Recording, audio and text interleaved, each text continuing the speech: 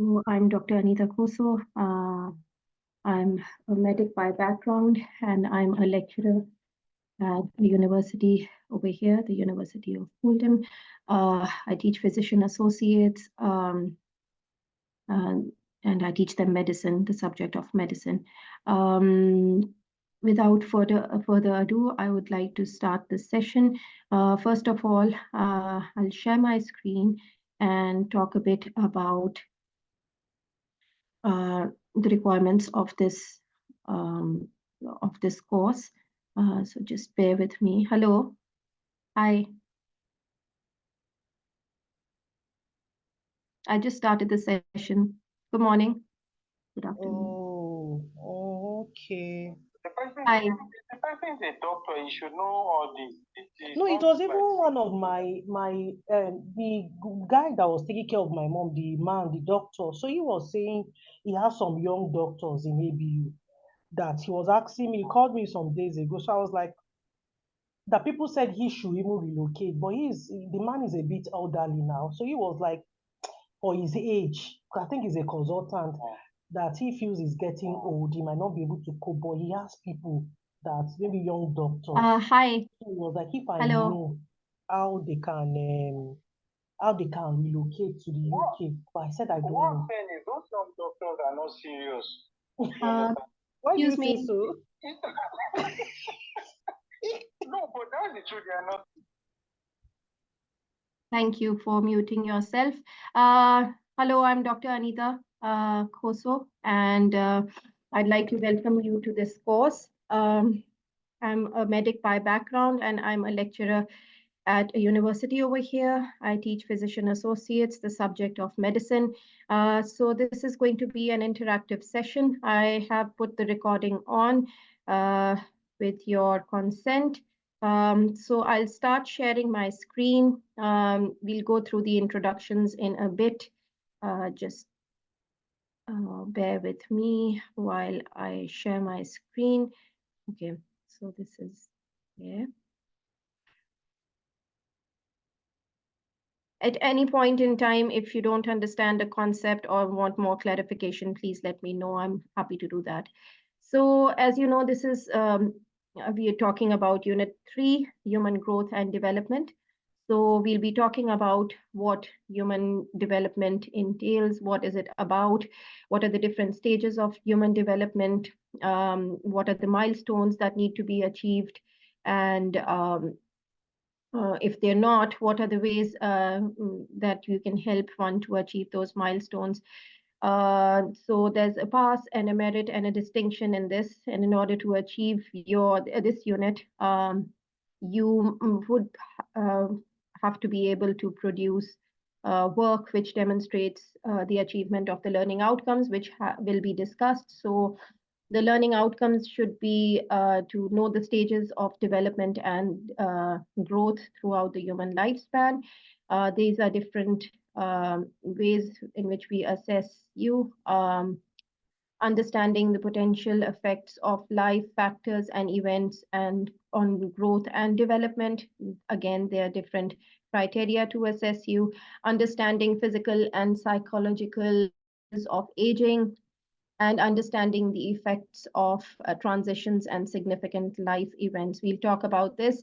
We'll talk about the stages of growth and development throughout the human lifespan. Different stages will be talked about. We will talk about PIEs, which is physical, intellectual, emotional, and social development, different changes that occur from birth to adulthood, to an older age, developmental norms, milestones, and sorry, different factors that impact your growth and development. We'll understand the psychology and physical aspects of aging, the sources that are available to support individuals that experience aging, the effects on self-esteem. So we'll talk about mental health also. We'll talk about different theories of aging. We'll try and understand the effects of transition and significant life events and different factors that impact them. So I'll stop sharing here. And then I'll again share my screen with you at any point in time, again, I emphasize this every time, you don't understand a concept or you want more clarification, please let me know. So there is an assignment that you should be able to do, and this is at the deadlines will be given to you. And this is obviously after we have done we have studied the units.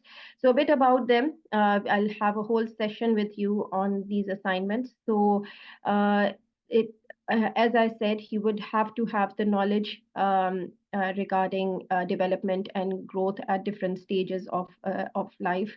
And you will be assessed on your critical thinking, how you plan, organize, and time manage your time, how you gather information, summarize your findings, analyze. Your writing skills will be assessed, your academic skills, including your referencing, and your application of IT skills.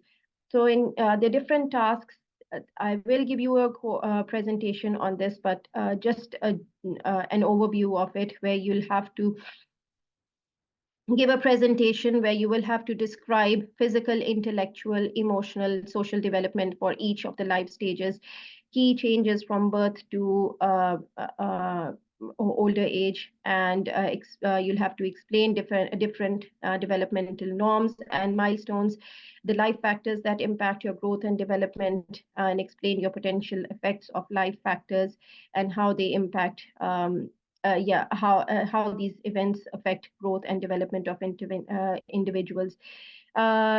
Again, there are different ways to gain these marks.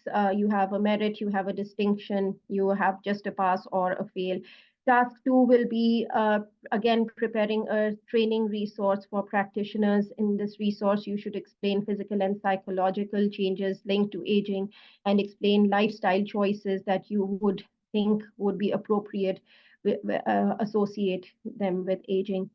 And then again, there's a path and a merit and outcome for them. Task 3 will be moving between different stages of life, and you have to identify a person, and this would be from your own experience, any person who you've seen on the television, any other media that you're using, and then prepare a report in which you identify their transitions, significant life events that have occurred in their life stages, the impact that these transitions and significant life events have had on that individual, and explain the role of health and social care practitioner, how do they support these transitions and life events.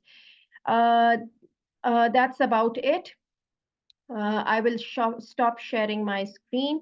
Can you introduce yourselves one by one? I will go on mute. So if I start from my extreme left, Esther, can you start with the introductions so then we can start our presentation?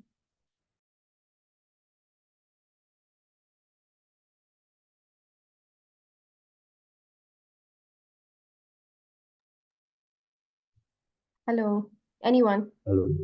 Yeah, hi. Hello. Oyumi Oluwadabira. Thank you. Yeah, hi. How nice to meet you. Where can you explain where do you work? I work on a company called agency. I work with an agency. Okay. Yes. Yeah, hi, nice to meet you. I hope you can gain as much as you can from this from these resources. Yeah, happy to meet you. Yeah. Hello. Okay. Yeah.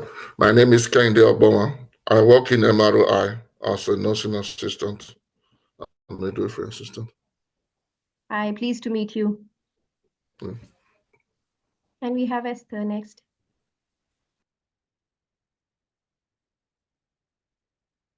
That's okay. We'll start with my presentation. At any point in time, again, you don't understand a concept, you need more clarity, please let me know. And then we meet tomorrow as well. So any point that has needs more clarification, we can think about addressing them. I hope I've not missed out anyone for the introductions. No, Esther, I'm still waiting for your introduction. That's okay. You can write it down in the chat box. Yeah. Excuse me. What time tomorrow? The same time. Yeah, it's the same time, 11 to 12. I'll not be able to attend the Sunday classes. You would not be able to attend? No. Okay, you can just email if that's okay. Are we using link or is just automatically connected? Sorry, I didn't get you. I said, are we using the same link? Yes, no, the links have been given to you. There, I've sent you an email also. So there are different links for each day. Yeah, I received that. Thank you. Yeah, just follow the link for the 21st, on 11 o'clock tomorrow. Yeah. So I'll start sharing my presentation now with you. So yeah, so most of you might be aware of these growth and development milestones. Who's not aware, it's okay. I'll go through them and we'll talk about them. So it's going to be, I'll prefer it being an interactive session, and just it would be helpful if you just mute yourself and just raise your hand if you have a question, or then you can use the chat box also available to you. So this first learning objective, we'll talk about. The first learning objective is knowing the key stages of growth and development throughout the human lifespan. So the aim of this unit is to develop your understanding of what the different areas of growth and development are and how each of this area has an impact on the other. So when right from the beginning, when the fetus is in the womb, that's a child who is not born as yet. Right from that time, what is the impact of that child, of different various factors? So those can impact on that fetus who's not been born as yet, and that impact can carry on for lifetime. So you can say that the impact would be there throughout that child's lifetime, and even in adulthood, or when that person has even reached the age of the old age. So they're all interconnected. So there may be changes for some time, but most of them are majorly interconnected. So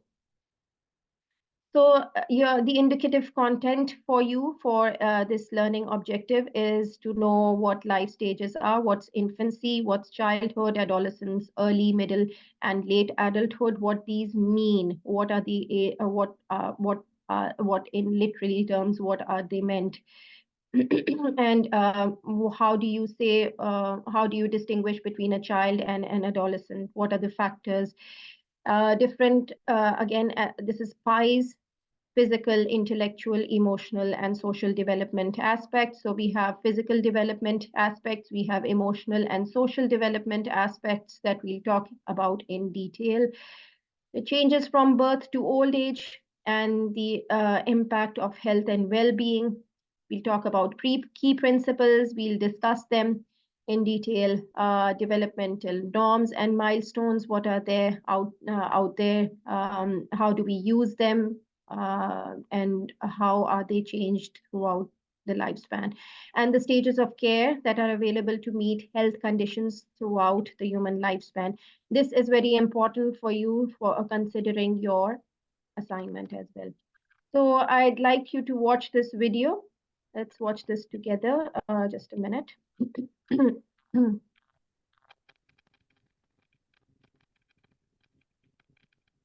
I'll stop sharing.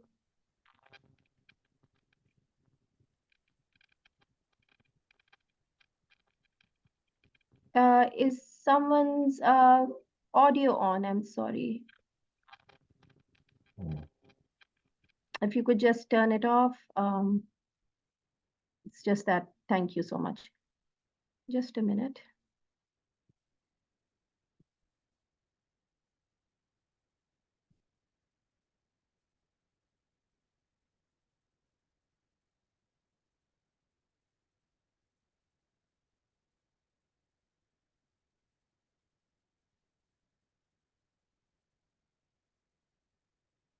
Just bear with me just a minute.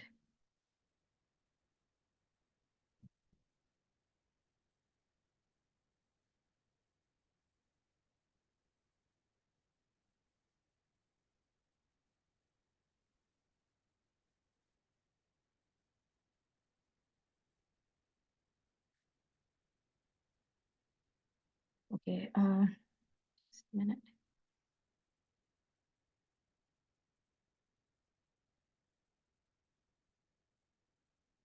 Yeah. Sorry for that. Okay, where are we? Yeah. Can everyone see this? Yeah. So we'll just start with it.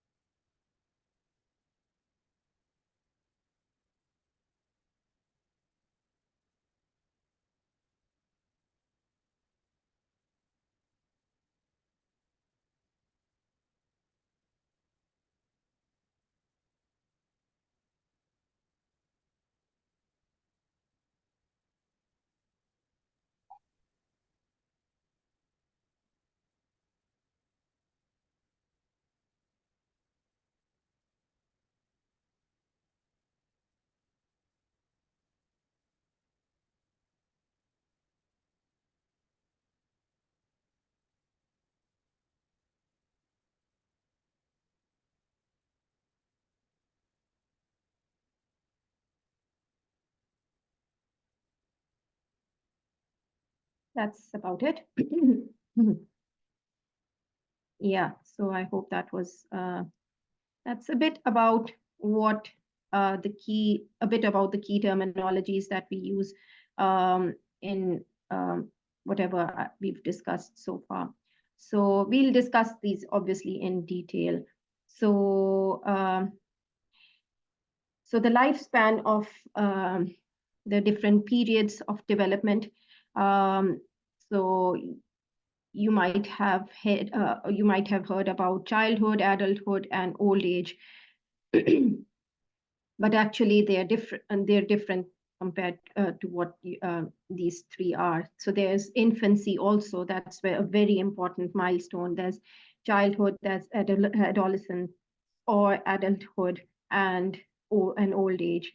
There are different stages, which we would count as 8 precisely, where this development has been broken down, and they're different, again, milestones to achieve these ages. So there's a prenatal development. So prenatal means before the neonate or before the child is born. That's the prenatal, in the womb of the mother. Then there's an infancy and a toddlerhood. So sometimes they're considered separate, and some developmentalists consider them together. Early childhood, middle childhood, and then adolescence, which is later childhood, or obviously the before and we're an adult, and then the early adulthood, middle adulthood, and late adulthood, which would also be called as an old age. So we'll talk about these stages and how different factors develop, and what are the different factors that impact these stages. So conception, it's when a person conceives a baby, and the baby is not born, and it's the time when the egg and the sperm, the egg from the woman and the sperm from the male, they fuse after sexual intercourse, and that is when there's a new life coming into being. There are different factors again that impact every stage of conception. Also, we'll talk about a bit about those factors. Pregnancy, which is known as gestation. So this is the process where there's a fetus. So you won't call this a baby in technical terms. It is called a fetus when they're still in the womb of the mother. And it's usually a period of 9 months, or approximately 40 weeks until birth. But there are different factors that can impact this duration also. It can go lesser than this also, but you wouldn't want to go beyond this, because there's no room for going beyond this. That's how nature works. And there are 3 trimesters that the woman goes through from being an embryo, where there's the sperm and this egg meeting together, forming a fetus with proper limbs, with proper physical features. And then there's the birth. This happens usually after the 40th week of pregnancy, which is approximately 9 months.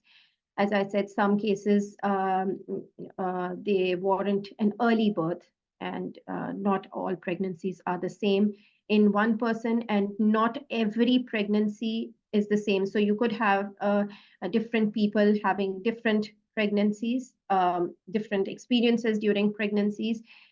Even twins who are giving birth to separate babies of their own, they may have different experiences in life, giving birth to their child.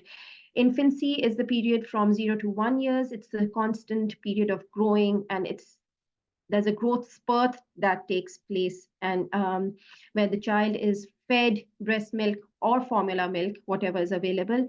And the system is still developing. There are different skills that the child learns, the infant learns. There are different motor skills, and again, you have milestones for these. And sleeping patterns are developed during this, but most of the time they'll be staying up for longer periods. You'll be very lucky to have children or infants who sleep throughout the night and let you sleep as well. And they learn there are different milestones. Again, there's drawing, there are gross, which are fine motor skills, and then there are gross, which are bigger muscles, involving bigger muscles, such as kicking a ball. This happens, but this may happen later on, but some infants, they do, if you prompt them, they may have this skill also, but it obviously comes with time. So this is PIES, as I mentioned. It's physical, intellectual, emotional, and social component development during these stages. So you have different developmental stages. I'm not going through all of them. This is there for you to read about. I'll just go a bit about each stage. So at 2 months of age, you have different social and emotional development milestones. So you have this checklist there. Clinicians, they usually have this checklist. And and different care workers have this checklist also. So for instance, if we go for physical development, their skills, they're more refined movements with their arms and legs. So they're not swaying their arms and legs as much as they were earlier, before they were 2 months of age. So, but again, having said this, every child is different, just as every pregnancy is different, every infant is different. So even two twins would be different compared to each other. And they're able to hold their head up, and they may start to push up when they're on the tummy. So most of the children, they go through a tummy time where they lie on their stomach, and then this prompts them to lift their head, lift their arms, go in a boat position, and this gives them good skills, good strength to their muscles. And at 4 months of age, the child, if you consider language, so again, as I said, different children develop in different ways. And if there's a child who is impaired, let's say the child has a hearing impairment, this would impact the rest of their development, particularly their language skills. So a child who's babbling, for instance, at 4 months of age might not be doing the same if they have a hearing defect. Even a mild one would impact their language development. And then at 6 months of age, they respond to sounds by making their own sounds, respond to their names. They make sounds to show happiness or discomfort. And at 6 months of age, if you consider physical development, they roll over in both directions. They may be able to sit without support. Again, there may be variations. They rock back and forth, might crawl backwards and move before moving forwards. At 9 months of age, they should be understanding what means no, but some don't. So no is a must in their vocabulary, and that's used most frequently. They could play certain games with you. They could pick up tiny cereal, and they could use their index finger, things between their index finger and their thumb in cognitive development. This shows that they're using their fine motors, fine muscles also. And they could play around looking for hidden things. They may be fearful in, if you consider social and emotional development, they may be fearful of strangers. They may be clingy. And at 12 months of age, they may be nervous around strangers. They cry when parents leave them, and they have their favorite things. If you hand them a book, they might put in an effort to read the book. You can have a look at this chart and understand more about what happens from 0 to 12 months of age. So let's talk about the intellectual development of a child. So intellectually, a baby should be able to recognize sounds because their brains are growing tremendously at this time. And they should be able to understand different vocabulary. No should be, again, a priority, would be a priority, even if you don't want it to be a priority in their vocabulary. And they're born with certain reflexes, and they have a sense of objects. And they have this suckling reflex, which will allow them to feed this. And these are therefore not the entire infancy. So these reflexes will tend to go away with time. And if they don't, then there is a problem again in their intellectual milestones. They are limited about the sense of objects and performing motor actions when they're very young. And emotionally, they experience love, they have fear, they have anger, which they express in different ways. They go through different processes, different feelings. They understand, they start understanding and become aware of who they are. A male will be understanding what they are. The female might be understanding who she is. this is about their intellectual understanding. Considering them on a social aspect, they are very social. They're very pro-social. Their behavior is very pro-social. So they like to be around people. They like to please people. They like expressions. They like imitating people. They like toys around them. They like to share. They should like to share, but if they don't, that's again up to them. We wouldn't be very alarmed if they don't want to share. But they have a sense of wanting to play with people. That is why it is it has such a positive impact when they're around children, so that these normal activities that they should be there, they're more enhanced in these children who are around their own age children. So let's talk about childhood, which varies from, which ranges from 4 to 9 years of age. So we've talked about the infant, now we are talking about the child. So there's a physical development when the child is called a kid, develops gross and fine motor skills. They use the muscles of their body. Gross motor skills are those which are used for used by bigger muscles. So for instance, there are different activities, like they would walk backwards. You can see this table which shows you a difference between gross motor skills and fine motor skills in a child. So if they're building towers with blocks, this is a fine motor skill where they're using their fingers, their fine muscles. When they're climbing stairs, when they're jumping, when they're playing ball games, they're skipping, these are all gross motor skills. When they're throwing and catching things, when they're rolling, these are all fine motor skills. So just as a task, I would like you to read this whole list of gross and fine motor skills and come up with different skills that you would you've observed in a child. Just like we'll meet tomorrow and then we can discuss these skills. These should be apart from these skills, and this can help you in your assignments as well. So their height increases. Not as much as it should in infancy, but it does continue to increase in size. Their bones and muscles, they get stronger, they fuse together, and the child's body keeps growing, their organs keep growing. The head is this 90% of an adult brain size. And then again, as I said, there are variations in this. They could have, like a child might not grow to a certain height compared to the other children in their age. This could be because of genetics. They might have a short mom, they might have a short dad, both of them might be short, they might be tall, and they might have a short granddad. It really depends upon and the different factors.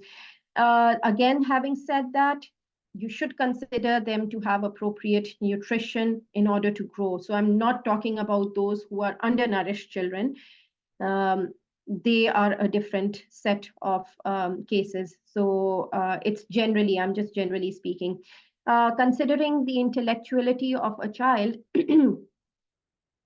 the different intellectual changes that that happen in a child, and they're attracted to images. When you're showing them a book, they're not.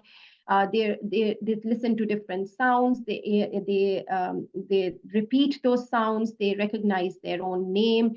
They recognize different cues given from the parents or from the carers, and they represent events by drawing. So you'll see a child drawing two adults, two form of adults, and then they'll be there, and that shows how they have the bonding that they have with their carers. At the age of 4 or 5, they have their first educational experience most of the time, and they'll start by learning colors. Mostly they would learn how to count until 20. They ask different questions. They have this curiosity of asking and knowing different stuff. So they're getting used to their environment, which is again new for them. They learn new words.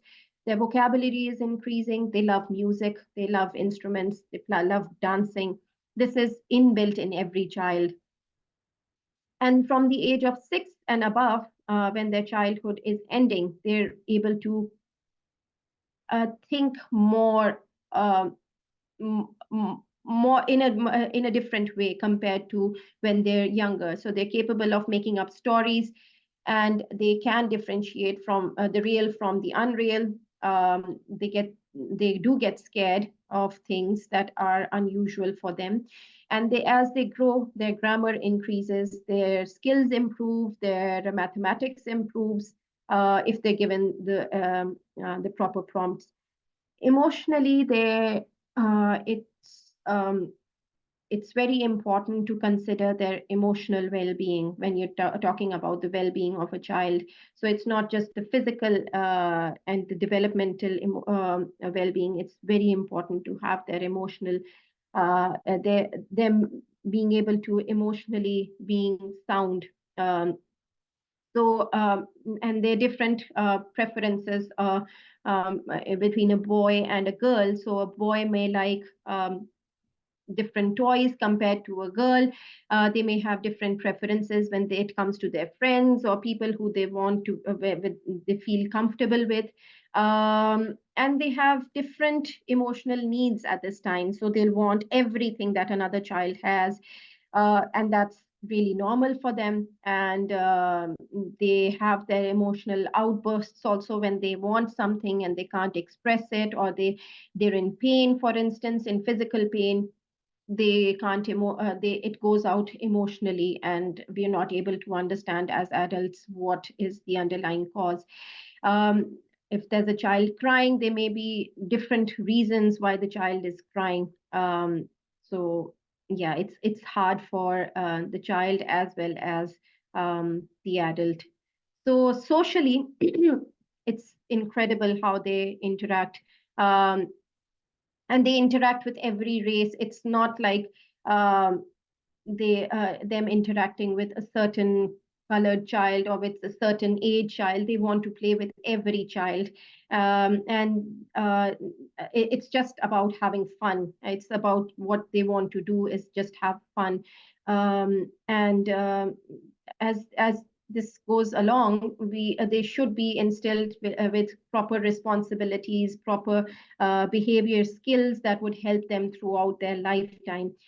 Having said that, adolescence is their different stages that we've talked about. Now we're talking about an adolescent age, when there tremendous changes happening in the body of a man, of a girl and a boy. So there are hormonal changes. The female goes through puberty, the male goes through puberty. And the female hormone, these hormones are responsible for bringing changes in the body of a male and a female child. So they're there in the blood, in our blood, and an excess or a decrease in these hormones could then play havoc in the body and give different impacts. So the hormone responsible for puberty in girls is estrogen, and that for boys is testosterone. And the female goes through changes like her breasts start to grow bigger, there's an increase in fat layers under the skin, pubic hair starts to appear, menstrual periods would start happening, which shows that she's reached an adolescent age. Again, this age varies. It should be between 10 to 18 years of age, but it could happen earlier also, or even later. Males start their puberty at around 3 to 15 years of age, and where the changes are brought about by testosterone, where their voice would become deeper, their hair, which includes their pubic hair, their facial hair will start to appear in a particular pattern. There is an increase in their muscle strength, their penis and their testicles start to grow, and that happens rapidly. So they have their different emotional and intellectual stages as well. So considering the intellectual stage of an adolescent, they should be able to solve complex problems. They think very skillfully. Their arguments increase, their reasoning increases.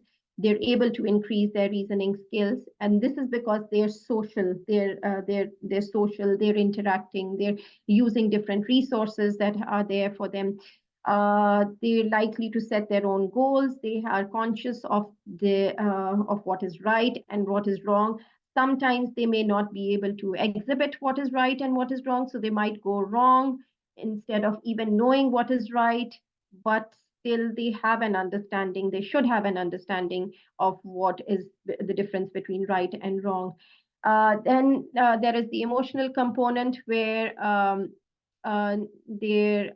it's again a turbulence at that time. They're trying to understand their condition, their position in the society. They're trying to understand, having a grasp of who they are. They're going through tremendous changes, bodily changes in terms of their puberty, and this can have a big impact on their development and particularly their emotional development. So girls, when they have their monthly menstrual cycle, for instance, they have their mood swings, they have different hormonal changes. The same goes for boys. Any point in time you want more clarification or you want to just chip in, give some more comments, I'm happy to have this.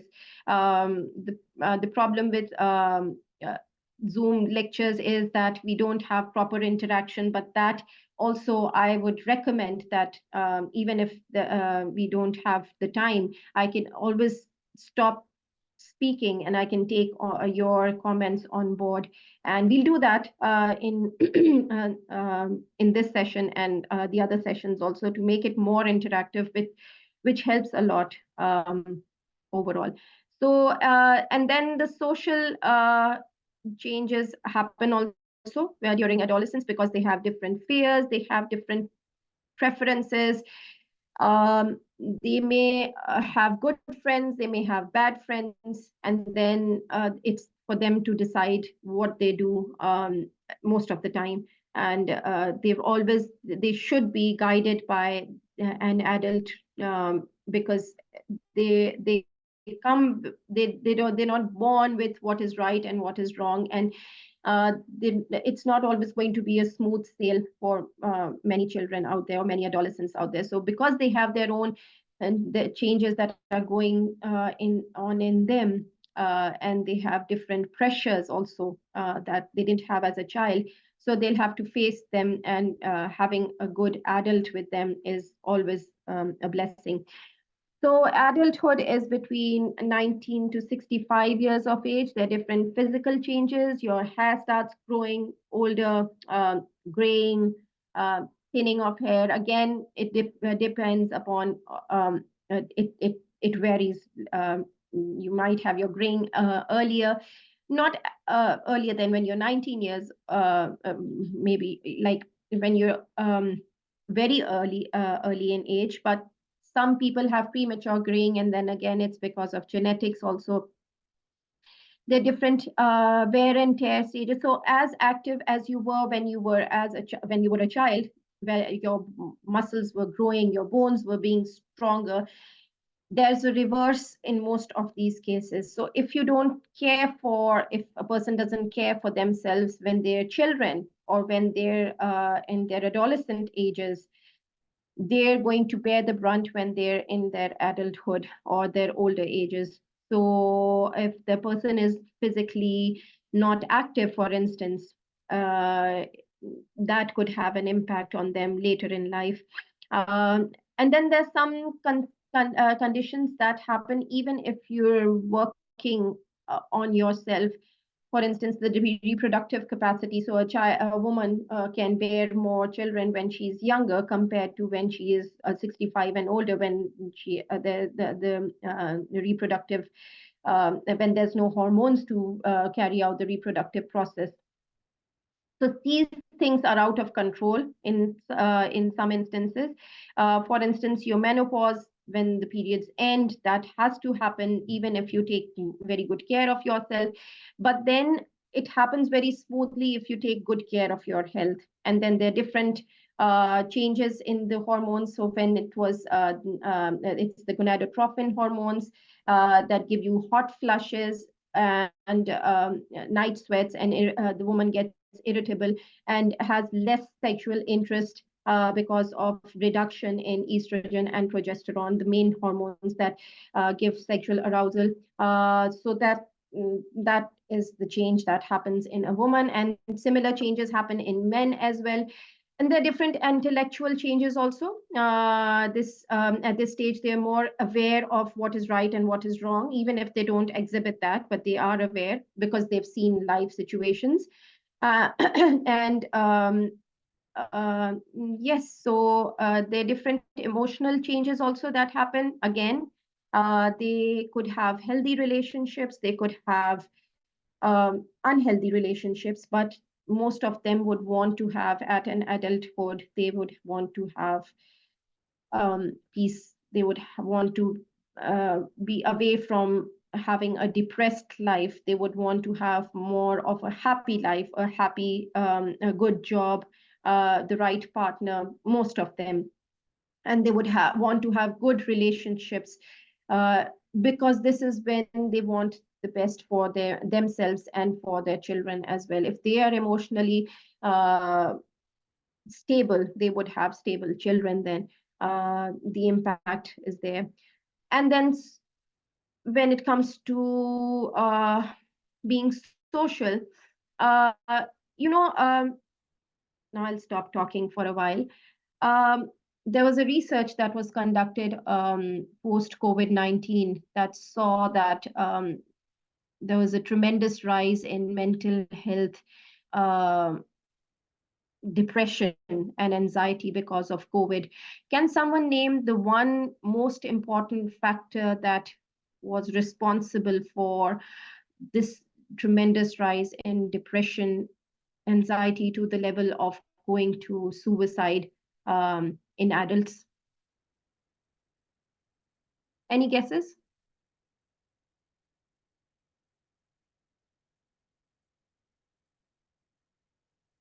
Hello. Yeah. Yeah, I think because people can no longer interact with people freely and they cannot move out of the house. It's just like the boxed in one place. You can't do what you usually do before, or normally on a daily basis. Yes. Those are some.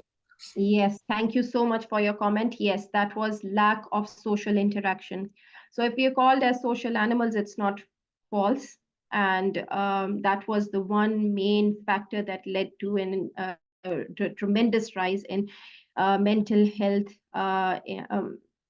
impairment and mental health degradation, and leading to the extent of people committing suicides and people being, most of the time, because they didn't have those social interactions. So we are social right from the beginning. When we are born, we are social. So we have that social instinct. Even if people, they're introverts, they still are, the way they are built, they need a society to thrive on, and they need finances, and they have different preferences. So when you're a child, you might need finances, but they're you don't have to deal with them. But as an adult, you obviously you would have to deal with them, and you mostly won't want to would want to travel and enjoy your time with your friends. And again, as I said, it's very good to have a good social life at this age, and at every age, I would say.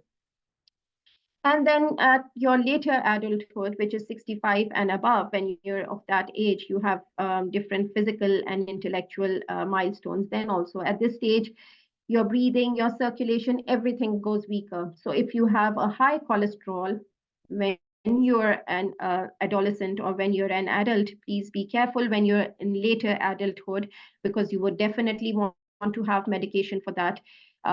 Because if it's not controlled, it would have an impact on your heart and other organs of your body also. Physical changes are there. There are wrinkles that you cannot help apart from surgery.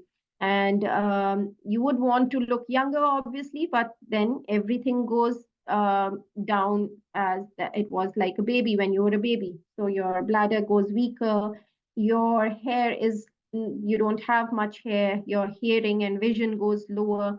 And again, these all can be preserved for as much as you can preserve them by taking care of yourself when you you're younger. And then the intellectual stage is where you don't work as fast and effective as before. As much as time, you take more time to do stuff. You wouldn't take this much of time to think and to do stuff when you're younger. And people, they think, what's the problem with them? Why are they taking so much time in just little stuff like cooking food, for instance? They're taking so much time. That is where, because they're not as young as they were before. Their fine motor skills, their gross motor skills, they deteriorate with age. Some individuals, they could acquire dementia. That is when they can't remember recent events that happened, and that is very, very difficult, where they can't remember their streets, they can't remember their family members, and that's very depressing also. And there's a different emotional impacts also. So elderly people, sometimes they forget the age that they are in and behave in different ways. This is known as the activity theory. So this is another task that I would want you to go through. Just read about more about what an activity theory is and what it entails. So in the next lecture that we have tomorrow, we'll talk about what this activity theory is. Most people feel the need to catch up with their friends and or their childhood friends. They may feel upset, depressed, the different emotional turmoils that they go through, and everyone wants to have a loved one beside them, and their loved family beside them. They would want to enjoy life as they used to, but because they need to work hard to earn the money that they were earning, but they can't work as much as they used to. So these are some emotional aspects that they go through. And then the social changes happen when they want more silent places, they need more peace, they need more relaxation with close friends, and they need more stuff to keep them giving them a feeling of life, which is going out of their hands, and that's also depressing. So these stages show the way in which an individual develops throughout the years and makes the person who they are through this development. So there are different terminologies that I would recommend you to go through also. So nature is the way we think. It's a pre-wiring thing, and it's genetic also. It has genetic impact. There are other biological factors also. So as I said, you're born with your genes. The more, as much as you want to grow tall, you might not be able to grow that tall because your mother wasn't that tall, your father wasn't that tall, or you don't have the genes from one of them or from both of them. And then nurture is the external factors that have an impact on you that could change. So genetics doesn't change. That's something that's there and that will remain there. But nurturing can change right from conception, when the child is not born, when the fetus is in the womb, different life experiences. You have a traumatic life when you're pregnant, the impact goes right there to your infant. So to your the conception that you have in your womb. And again, you have loved ones around you, you think positive, you have a good relationship with others, you have a good relationship with yourself, with your spouse, that impact that is there on your child also. Even if you and these things change. So you might have had a traumatic experience during your pregnancy, God forbid, but then you can alter that traumatic experience by giving your child a good experience in life. And then you wouldn't want that one experience to ruin the life of your child, obviously. This is where your role comes for your assignment, where you would look at these experiences and you would, as I mentioned in your assignment, that you would give this to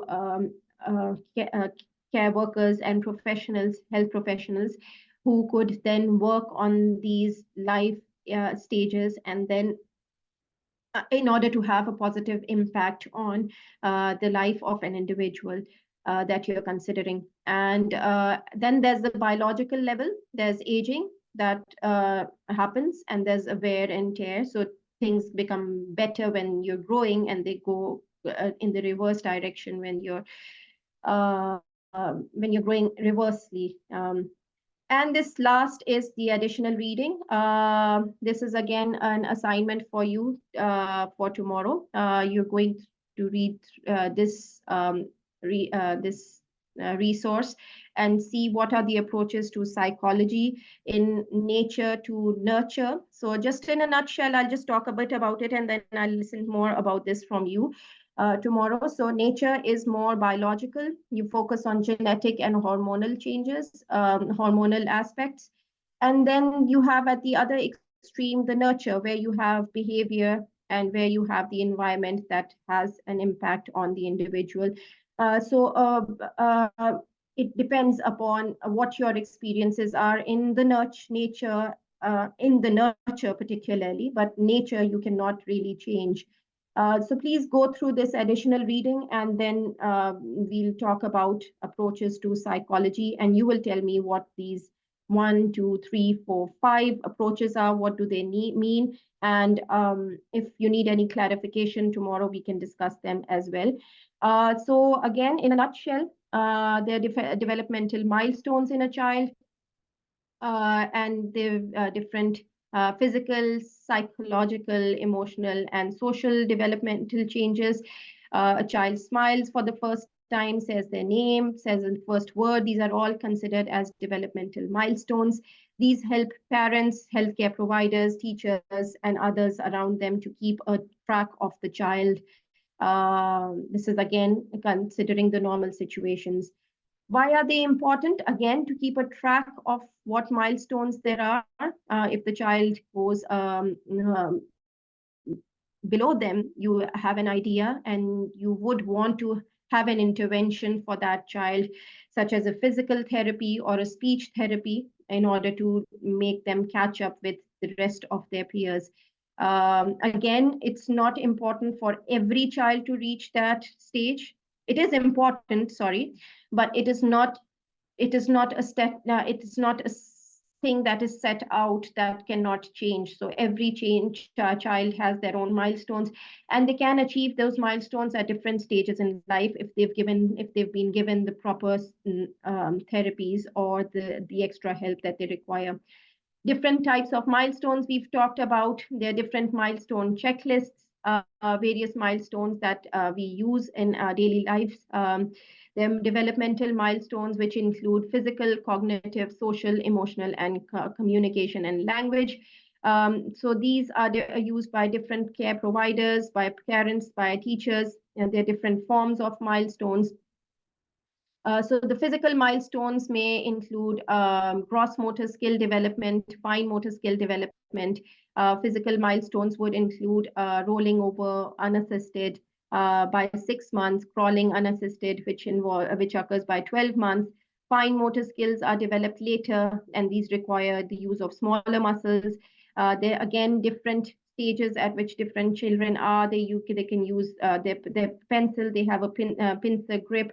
And then they can use bigger objects with and those fine motor skills are more refined as they grow older.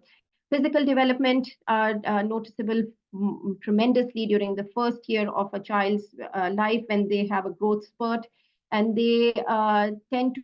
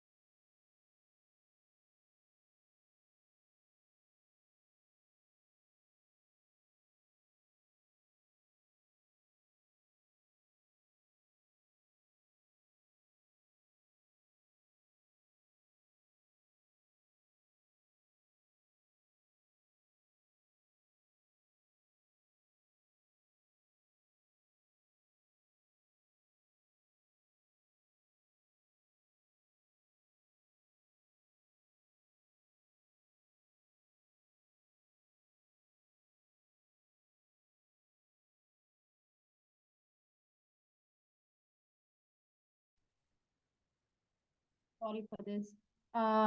Yeah, so where were we? We're approaching the end of our presentation. Yeah. So yeah, so cognitive milestones are where a child is a very matter of fact from the beginning. A 12-month child who looks at the correct picture will name that picture. A 4-year-old will recite the alphabet, and a 5-year-old can say a nursery rhyme. So there are different cognitive milestones that different people have, different carers have. A sign of cognitive delay should they're noticeable generally within around 24 months of age, when the child is around approximately 1 year of age. And signs would include lack of curiosity, their short attention span. This is when you have ADHD also coming into play. Being noticeable. They have ADHD, but it might be noticed now at this time. They may be having difficult thinking logically, difficult understanding rules, and the child may lack different self-help skills also. And then the social and emotional milestones are when the child learns develops confidence in themselves and confidence in their older people.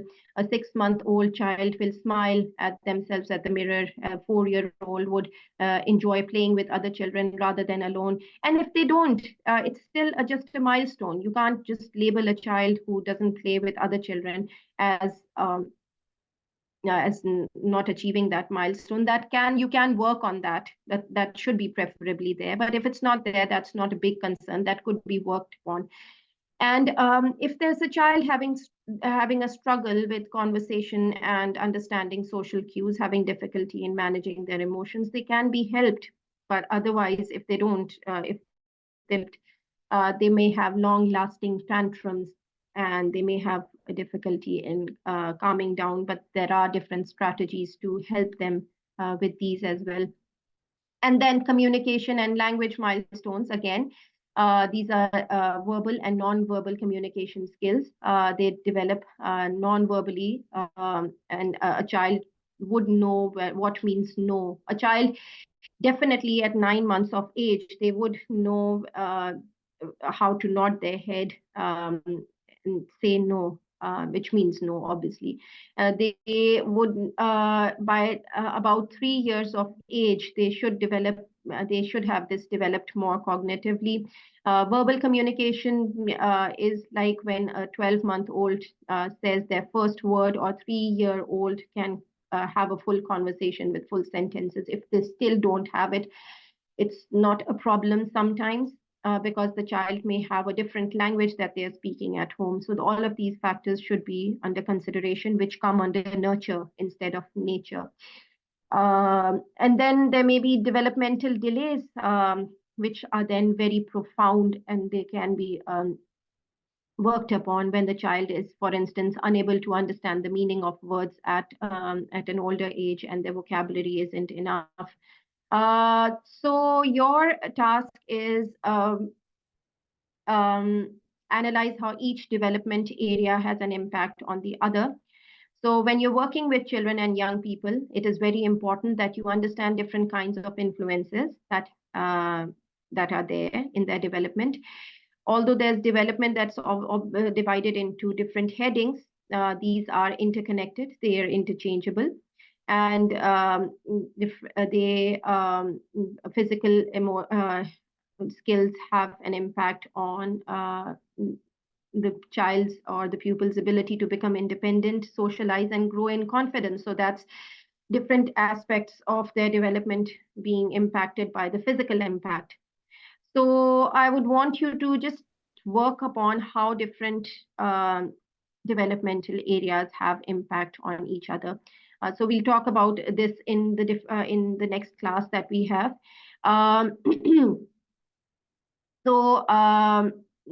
Just a bit about different factors that may impact different other factors. So for instance, if the child most of the time will if there's a child having a different language, it impacts their self-esteem and it impacts their learning also to some extent.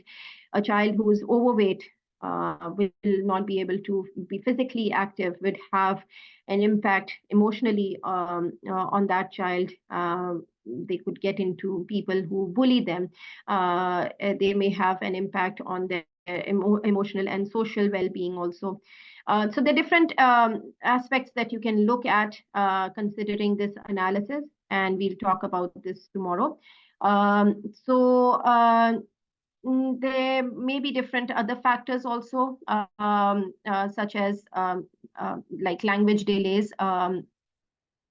So when you don't talk to the child too much, when the child is not around other children, that may have an impact also. So that's a social impact, becoming having an impact on their language. So so this is how it has different factors, different developmental factors have an impact on each other. Intellectual development, for instance, children and young people's intellectual development will depend on a wide extent of their own experiences and opportunities that they're given at their earlier ages. So if they've been talked to, they've been told stories, they've been given different prompts, they can have better intellectual development. And then poverty and deprivation is, again, a social aspect that has a tremendous impact on the child right from the beginning to an adult age also. And that is unfortunately there. So these are a list of your references. I would again go back to what assignments I'm giving you for tomorrow. So you have to analyze how different developmental areas have an impact on each other. There's another thing that I would want you to discuss. This is approaches to psychology. So we'll talk about what is nature and what is nurture, and how these have an impact on the child. So yeah, that's about it from my side. Any questions?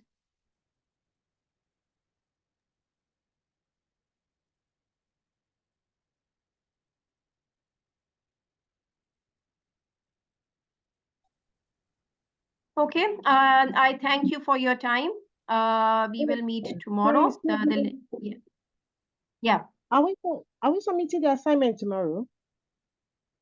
No. It's not. It's just going through this presentation and the points that I've mentioned. And the assignment is at the end of all these learning objectives when they're over. So the presentations that are when they're over, it's after that when I will give you the date. Just go through your handbook and it will actually tell you the exact date. This is just for us to discuss in our next session tomorrow. So it's just a small piece of assignment that I'm giving from my side, just for you to read up. Okay. Yeah. Any other questions? Yeah, thank you so much. That's okay. Thank you for your time, and I will see you tomorrow. I'll share, the link is already shared with you. I'll share it tomorrow also. Hope to see you tomorrow then. Take care. Bye. Bye. Have a nice day. Bye. Yeah.